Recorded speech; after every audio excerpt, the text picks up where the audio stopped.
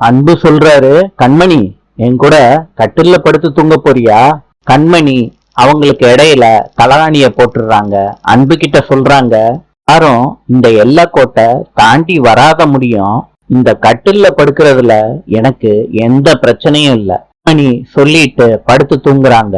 அன்பு கண்மணியவே தூங்காம பாத்துக்கிட்டு இருக்காரு. கண்மணி காலையில எந்திரிக்கிறாங்க. கண்ணாடிய பாக்குறாங்க.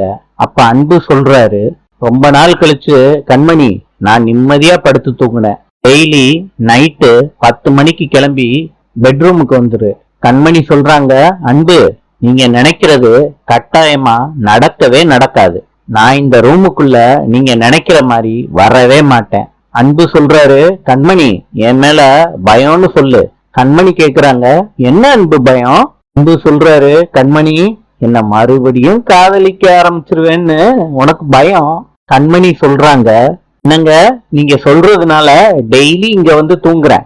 ஆனா என்னைக்கும் உங்க மேல எனக்கு காதலே வராது. சொல்லிட்டு கண்மணி நடந்து போய்கிட்டே இருக்காங்க. அன்பு மனசுக்குள்ள நினைக்கிறாரு, கண்மணி உனக்கு எப்படி வராம இருக்கும்? நானும் பாத்துடுறேன் கண்மணி. மனசுக்குள்ள அன்பு நினைச்சிட்டு சிரிக்கிறாரு. நாளை சந்திப்போம்.